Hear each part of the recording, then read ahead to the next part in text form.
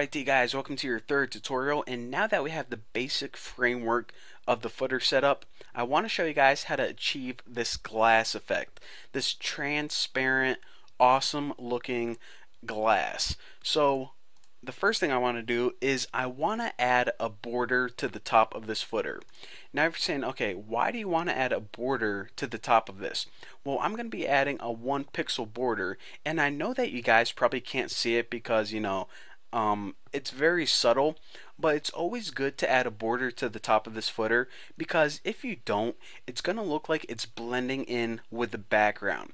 And you kind of want this to pop out so the user knows, okay, I have a footer, this is where all my buttons and navigation is right down here. So, like I said, the first part of the glass effect is add a border to the top so your footer pops out more. So border top, and we're just going to make it 1 pixel solid. And since this is CSS3, I'm going to be working mostly with RGBA colors. So RGB, which is of course your standard red, green, blue. Your A, which is in CSS3, which is alpha, basically means the transparency of it. So red, green, blue colors, 0, 0, 0. Of course, for those values, you have anything from 0 to 255. And for your last one, alpha, I know most of you guys probably know this already, but for those who don't, you can have any value in here from 0.0 to 1.0. Now what 0.0 means is it's totally transparent. You can see right through it. What 1.0 means is it's completely opaque. So this would be, solid black, solid red, not transparent at all, like we have right here. So in order to get any kind of transparency, and by the way, 0.5 would mean 50% transparent. You can see through it, 50%. What I want to do is I want to add 0.3. So that's basically what I'm saying. I'm going to make a solid 1 pixel border that's very subtle, and it's going to be basically almost more transparent than not. So that's what RGBA means, and just explain it to all the beginners. Now the next thing I want to do is I want to add an overall background for this border. So background equals RGBA. Let me just go ahead and copy this. Now I like to set this at 0.25.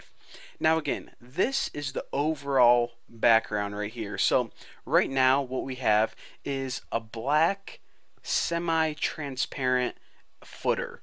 That's it. But we don't have this shine on top, or if you notice, it gets kind of darker and fades up, kind of like a glossy button.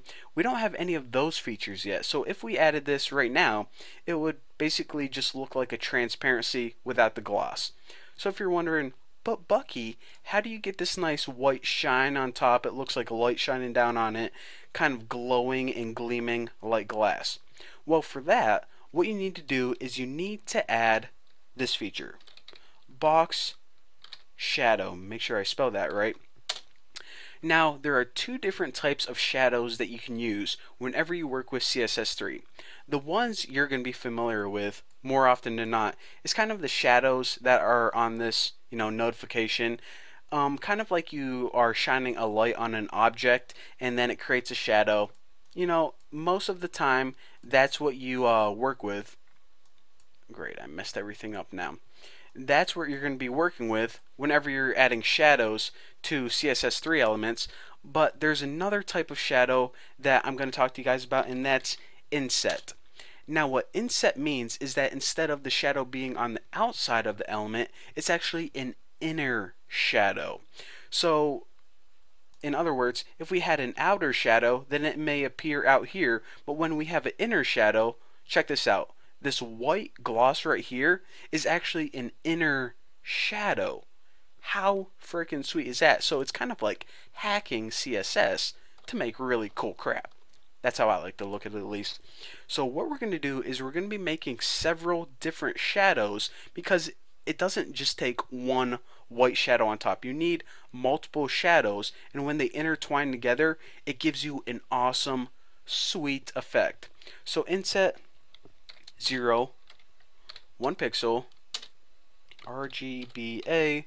And for the first shadow, I'm going to have 255, 255, 255, which is white.